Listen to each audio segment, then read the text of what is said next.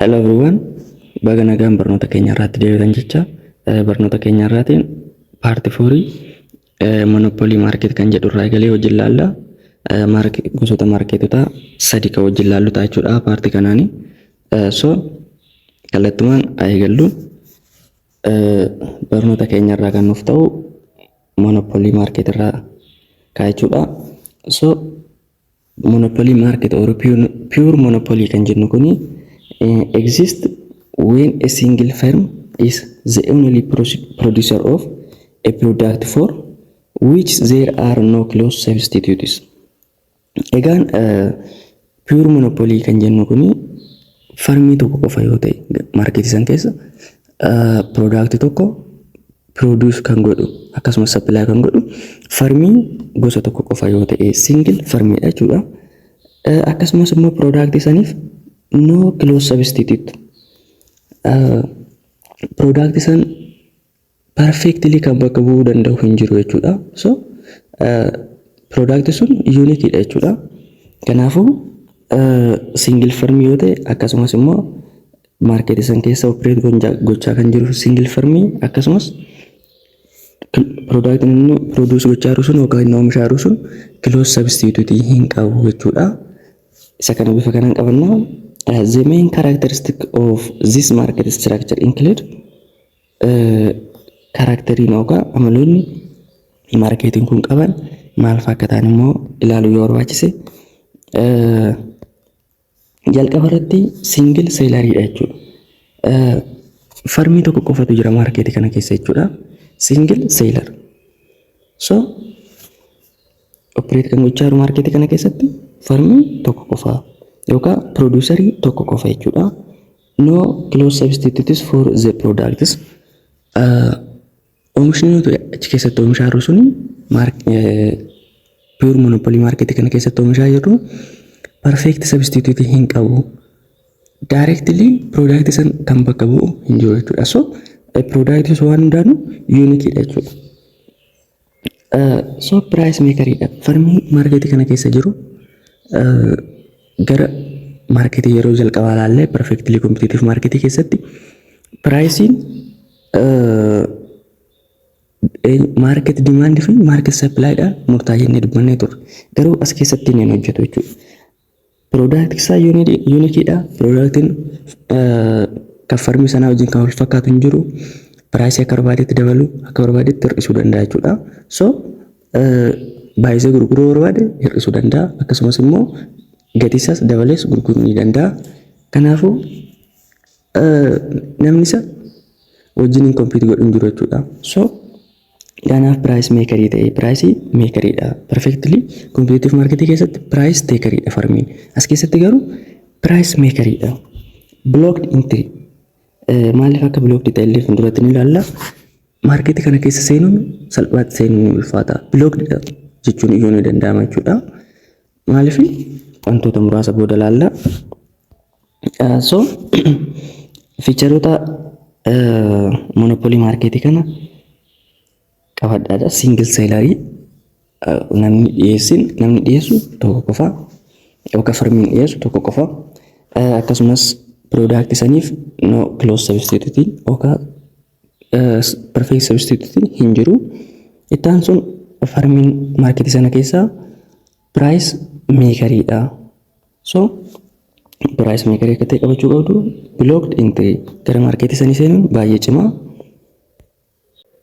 Egaan amma sources of monopoly yaa ilaallu. Monopoly marketii kanaaf monopoly marketiin kun akka jiraatuuf wantoota sababa ta'ani. So inni jalqaba isatti seenuun dursa the emergence and survival of monopoly is attributed to the factors which prevent the entry of other firms into the industry. The barriers to entry are therefore the sources of monopoly power. The major sources of barriers to entry are wantoonni farmiin biraa karaa marketii akka seenne baararii yookaan daangessan yookaan constraint itti ta'an maal isaanii sources of monopoly inni yaa'uu dandeenya jechuudha. Gama biraatiin farmiiwwan biraa gara maarkeetii saniitti akka seenne wantoonni daangessan iyyuu monopoliin akka jiraatu taasisaa jiru jechuudha. So isaan kun sources of monopoly inni dubbachuu dandeenya. Inni tokkoffaa legal restriction. Legal restriction seeraan governmentiin farmiin biraa oomisha sana akka oomishuu hin dandeenye yoo daangesse jechuudha. Sababni daangessuufis see tokko tajaajila hawaasummaa mirkaneessuuf jecha mootummaan oomisha tokko monopolii ta'ee ofiif oomisha jechuudha. So isaa san keessatti legal restriction inni dubbachuu dandeenya. Like Itoophiyaa keessatti electricity fudhachuu dandeessu, akkasumas bishaan illee fudhachuu dandeessu. So isaan kana tajaajilli hawaasaa sun fairly distribute akka ta'uuf jecha qaamni seektaroota dhuunfaatti dabarsee hin kennine jechuudha tajaajiloota kana mootummaan. So tajaajiloota akkasiisan maal jenna legal restriction jechuudha. So qaamni kamiyyuu electricity Itoophiyaa keessatti raabsuu hin danda'u jechuudha. So mootummaarra kanaaf. Kanaafuu isaan kana legal restriction jennee dubbachuu dandeenya. Itti aansuun control over key raw materials. Control over key raw materials kan jennu kun oomisha saniif kan ta'u raw materialii qaama tokko qofatu control godhee jira yoo ta'e. Fakkeenyaaf ati oomisha tokko oomishaa jirta jennu ani immoo ati oomishaa jirtu san oomishuudhaaf inpuutii ati fayyadamtu saniif access yoo nan argan yoo nan qaban yookaan inpuutii ati oomishtu san si qofa qaba yoo ta'e kanaafuu ati monopolii ta'uu dandeessa jechuudha. Sababni isaas si qofatu oomishuu danda'a waan ta'eef namni biraa inpuutii sana argachuu amma hin dandeenyetti oomisha sana oomishuu hin danda'an. So control over key raw materials. So oomisha sana oomishuuf maateriaalota yookaan inpuutii ijoo ta'an isa san qaamni tokko qofti control godhee jiraate carraan inni product isaa irratti monopolii ta'u guddaadha jechuudha. So product isaa irratti monopolii ta'uu danda'a jechuudha. Inni sun kan agarsiisa. Inni sadaffaa efficiency kan jennu kana economies of scale jennes dubbachuu dandeenya. Efficiency jechuun kuni monopolies created through efficiency are known as natural monopolies. Kana jechuun farmiin tokko oomisha yeroo eegalu yeroo jalqabaatti kosti guddaa baasa jechuudha. Mana ijaaruu danda'a, lafa bituu danda'a, fixed capital baay'ee bituu danda'a. So isaan sanitti baay'inni baasu guddaa waan ta'eef kostiin yeroo jalqabaa isa kun guddaadha jechuudha kostiin. Adeemsa keessa garuu akkuma production isa dabalaa deemuun fixed input isaas baay'ee hundi isaa lafa qabatanii jiru. So kaampaaniin kun yookaan farmiin kun akkuma kaampaanii isaa babal'ifachaa deemuuni kosti average kosti isaa hir'achaa deema jechuudha. Sababni isaas kostiin jalqaba irra baasu sun baay'eedha. Boodarra garuu hir'achaa deema. Then dhumarratti ikoonomii isaa baay'ee guddata jechuudha. So ikoonomii of scaling kun baay'ee ol ka'ee taanaan qaamni biraa immoo dhufee gara maarkeetii yeroo seenutti piraayisiidhaan isa wajjin kompiit gochuu hin danda'u. High economy of scale kan qabu kana wajjin kompiit gochuu hin danda'u. Sababni isaas suni kosti average kosti xiqqaa qaba waan ta'eef high economy of scale kan qabu kun piraayisii illee gadi buuse directly farmii haaraa gara gabaa seenisan gabaa keessa baasuu danda'a jechuudha. So economy of scale kun kana jechuudha. Average costing keenya irrachaa deema adeemsa keessa jechuudha. Kan isa jalqabaati irra caalaa. So isa kana bifa kanaan ilaallaa patent right. Patent right kan jennu kun nama hojii tokko create godheef waan haaraa innovate godheef mirgi ni kennamaaf mirgichis namni biraa hojii isa sana koopii akka hin goone jechuudha. So mirga kanaan sababa patent right kanaaf namni tokko hojii nama biraa koopii godhee hojjechuu hin danda'u. So yeroo kana maal taana product keenya irratti monopolii taana jechuudha. So source of monopoly warreen jennu isaan kana legal restriction mootummaan yookaan gara mootummaatiin yookaan seeraan oomisha tokko akka hin oomishne gaafa daangeffamu jechuudha. Yoo raw material san namni tokko qofti qabaate yookaan farmii tokko qofti qabaate efficiency or economy of scale kun immoo akkuma adeemsa keessa oomishaa deemu koostiin keenya irrachaa deemaa. So nuyi koostii xiqqaadhaan oomishaarraa farmiin gara gabaatti yeroo dhufu farmii haaraan piraayisii irratti nu wajjin kompiit gochuu waan hin dandeenyeef gabaa keessa carraa baasuu qabna jechuudha. Patent raayitiin kun immoo nama hojii haaraa innoveet godheef kan kennamudha. So isa kanarratti immoo hojii nama sana koppii goonee akka hojjennu waan nuun eeyyamamneef namni patent raayitii qabu kun maal ta'a jechuudha, monopolii ta'a product isaa sana irratti jechuudha. So waa'ee pure monopoly or monopoly market kana amma kana ulaalle amma immoo kallattumaan gara monopolistically competitive market.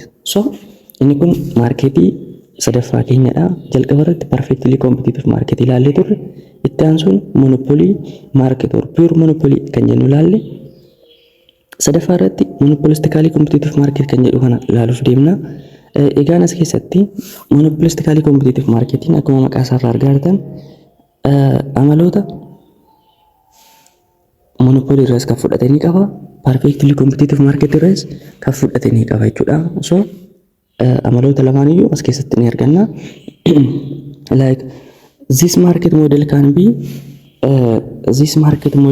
defined as the market organization in which there are relatively many firms selling differentiated products. As keessatti farmoonni jiran baay'eedha. Garuu hamma perfectly competitive market akka hin baay'anne hubachuu qabdu. Danuudha garuu amma perfectly competitive market hin ga'ani. Productiin as keessatti oomishamus similaaridha. Garuu differentiated waanuma xiqqoodhaan product isaan irratti biraandii neemii ta'uu danda'a yookaan haguuggii waan ta'e ta'uu danda'a. Quality waan ta'e itti dabalanii product the same product sana maal godhu differentiate godhu jechuudha. So product similaaridha. Garuu xiqqoo waa wayitti dabalanii differentiate godhaniiru. So yeroo kana immoo price isaanis xiqqoo akka murteessuu danda'aniif isaan gargaara jechuudha. It is the blend of competition or the existence of large number of firms and no barrier to entry or exit.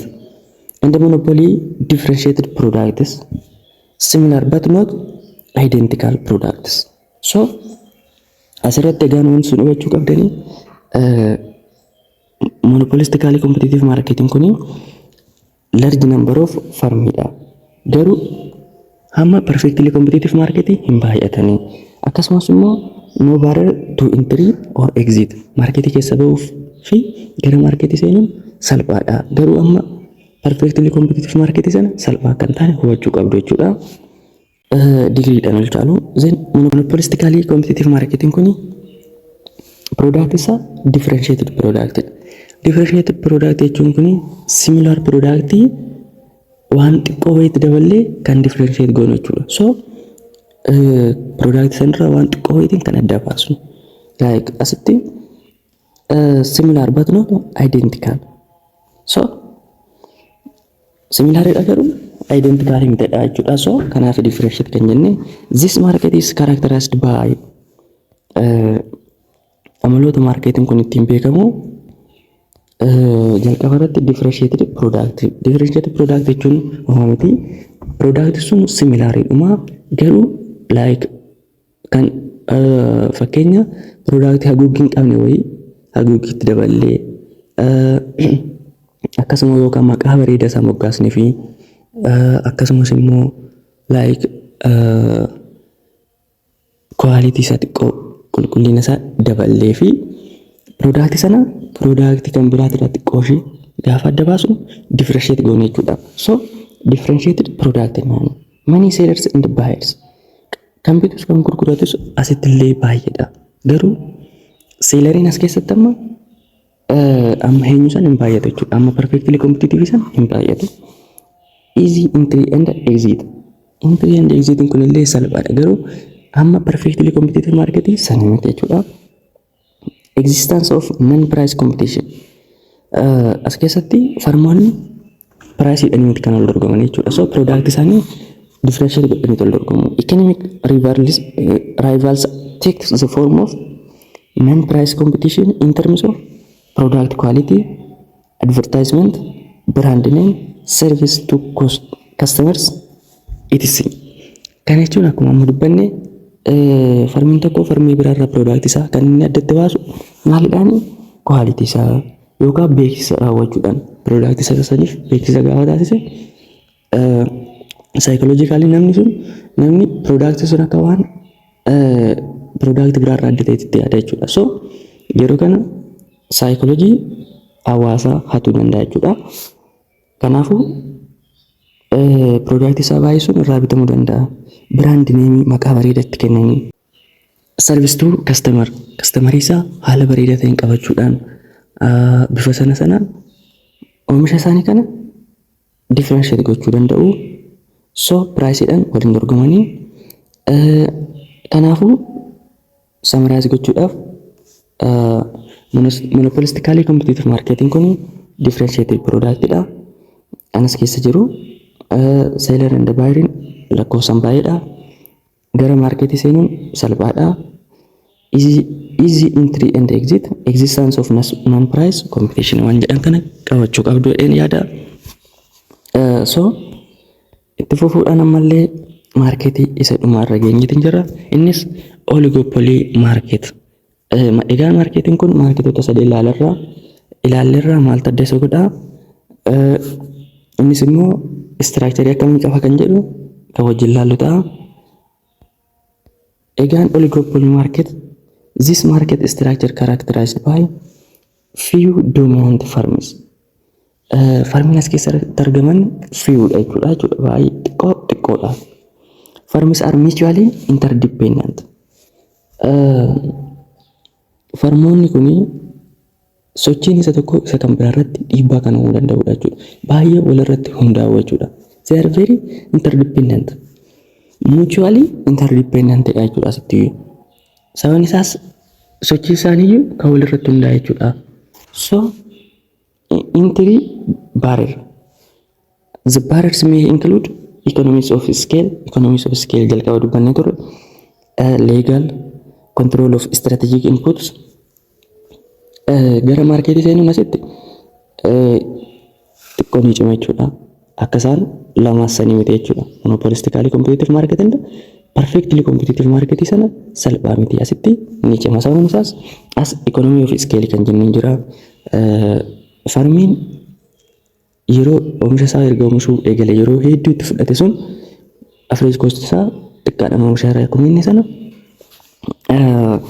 inni sunis economy of scale kun farmiin biraa akka gara marketii seenne baay'ee itti ta'a jechuudha. Inni kan biraa legal restriction akka jalqaba dubbanne sana jechuudha. Control of strategic inputs. Inputiiwwan key ta'an wayii qaamni tokko qofti gaafa control godhe inni kunillee qaamni muraasni as keessatti few dominant firms waan jenneef qaamni muraasni qofti inputii sanaaf access yoo qabaatan maal jenna jechuudha. Baararii ta'a jechuudha marketii sana seenuun jechuudha. So products may homogeneous or differentiated. Products as keessaa homogeneous yookaan fakkaachus yookaan differentiated ta'uu danda'a jechuudha. Garaagaras ta'uu danda'a. So lachuu jechuudha. Akkuma jalqaba akkuma dubbachuuf yaalle if product is homogeneous we have pure oligopoly. Product sun yoo homogeneous ta'e marketii kana maal jenna? Pure oligopoly. Pure oligopoly jenna jechuudha. Inni kan biraa if product is differentiated it will be differentiated oligopoly. So oligopoly marketii kana bifa lamaan yaamuu dandeenya. Depending on homogeneous product yoo ta'e maal jenna? Pure oligopoly. Akkasumas differentiated product yoo ta'e differentiated oligopoly jenna jechuudha. A special type of oligopoly in which there are only two firms in the market is known as duopoly. Duopoly. So farmii lama qofti marketii oligopoly kana keessa gaafa jiraatan akka carraa maal jenna jechuudha? Special case dha inni kuni duopoly jennaan jechuudha. So a special type of oligopoly in which there are only two firms in the market is known as duopoly. So gaafatti oligopoly marketing kun few dominant firms marketii keessatti kan argaman akkasumas firmoonni kun mutually interdependent yookaan walirratti kan hundaa'anii which means discipline farmii tokko kenni farmii biraa irratti dhiibbaa jechuudha. Kan jechuun walirratti hundaa'u gaafa inni jechuudha. So gara maarkeetii seenuun ni cima garuu amma pure monopoly hin cimu jechuudha. Asirratti sun hubachuu qabda. Ni cima garuu amma pure monopoly miti. Products may homogeneous or differentiated ta'uu danda'u. Isa kana hubachuun barbaachisaadha. Summarize gochuudhaaf jecha maarkeetota hundaa bakka tokko alla. Okay, asirraa akkuma argaa jirtan jalqaba karakteroota isaanii jiru asii number of farmii, type of product, asii control over price, condition of entry, example isaanii akkasumas asitti pure competition ni jira. Perfectly competitive market jechuudha. Jalqaba irratti itti aansuun monopolistically competitive market, oligopoly, pure monopoly kan jedhudha. Marketii arfan iddoo tokkotti finne then number of farmer irratti hundoofne jechuudha. Pure or perfectly competitive market large number of buyer and the seller inni turreeyyu. So amma garuu hunda dorgomsiisaa number of farmer waan ta'eef always number of buyers in large akka ta'etti qabadhaadha. So number of seller bira gaafa dhufnu large number of seller or farm monopolistically competition keessatti immoo money haga xixiqqoo ni hir'ata jechuudha. Isa kanarraa jechuudha perfectly competitive. Oligopoly bira gaafa dhufnu immoo few ta'a jechuudha. So few number of farmidha. Pure monopoly bira dhufne only single or one only one farmidha jechuudha. So isa kana pure competition large, monopolistically competitive market money farm, oligopoly few, pure monopoly one or single. Type of product irratti dhufne competitive market irratti homogeneous jennee dubbannee turre. Monopolistically competitive market irratti differentiated. Oligopoly irra garuu lachuu ta'uu danda'a. Either differentiated or homogeneous. Pure monopoly irratti unique, no close substitute. Unique jechuudha pure monopoly irratti. So isa kana qabachaa deemadha. Pure competitive market irratti homogeneous. Then monopolistically competitive market irratti differentiated. Oligopoly irratti lamaanuu ta'uu danda'a. Irratti pure monopoly irratti unique jechuudha. Control over price. Control over price yookaan price akkamitti isaan akka to'atan irratti hundaa'e immoo pure perfectly competitive market keessatti price murteessuu hin danda'anii. Monopolistically competitive market keessatti product isaanii differentiate godhanii price haga tokko but within rather narrow limits haga xiqqoo carraan murteessuu qabu jechuudha. Sababni isaas product isaanii differentiate godhanii price haga xiqqoo slightly hedduu soo ta'e farmii baayiriin irraa dheessaa waan ta'eef haga xiqqoo ishii itti dabaluu danda'u jechuudha. Oligopoly irratti limited by natural interdependence and collision. Isaan kun immoo walirratti hundaa'u waan ta'eef isa tokko irratti hundaa'ee murteessuu danda'a jechuudha. So which means few dominant farmers jiran kun walii galanii price tokko lafa kaawwachuu danda'u yookaan immoo inni tokko yoo dabale inni biraas dabalu, inni tokko irratti immoo inni biraas hir'isu jechuudha. So wal faana deemu jechuudha. So pure monopoly keessatti immoo significant price akka fedha isaatti dabaluu hir'isuu danda'a jechuudha. So perfectly competitive market keessatti price nama murteessuu hin danda'u, marketiin murteessa. Monopolistically competitive market keessatti price haga xiqqoo wayii ni murteessu. Oligopoly keessatti immoo dorgomaa isaa sanarratti hundaa'ee yookaan immoo walii galanii price isaanii murteessuu danda'u. Pure monopoly irratti immoo price akka fedha isaaniitti murteessu. Gara dhumaatti immoo condition of entry. Gara markeetii seenuudhaaf challenge jiru pure competition irratti very easy dha. Gara markeetii seenuun baay'ee salphata jechuudha. Gama monopolistically competitive marketiitti gaafa dhufnu immoo relatively easy. Haga xiqqoo easy dhuma inni kunillee relatively jechuudha. Isa kanarra amma isa kana miti garuu amma isa kana easy miti jechuudha. Amma very competitive. Oligopoly bira dhufne considerably barriers or obstacles. As obstacle ni jiru jechuudha. Salphaatti gara marketii seenuun hin danda'amu. Eessatti oligopoly keessatti. Gama pure monopoly dhufne blocked dha jechuudha. So example isaanii ilaalle perfectly competitive market kan jennu agricultural products monopolistically competitive market on clothes shoes kan jennu kan oligopoly bira dhufne steel automobiles pure monopoly bira dhufne local utilities kan jennu like electricity faa fudhachuu dandeenya jechuudha. So isaan kana bifa kanaan ilaalle bareeda. So number of amma marketii kanarratti number of farmiin gara harka mirgaatti hir'achaa deema jechuudha. So garanatti hir'achaa deemee dhumarratti tokko ta'a. Homogeneous product, differentiated product isaan kana isa kana qabachuu qabdu. So egaan barnoota keenyaarraa asirratti umurraa barnoota biraatiin aga walitti deebinutti nagaan nuuf turaadha. Warri chaanala kanaaf haaraa taatan subscribe godhachuun dagatiinadha. Akkasumas hiriyoota keessaniif share. Viidiyoon kun osoo isinitti tolee jiraate immoo like godhaadha. Goodbye.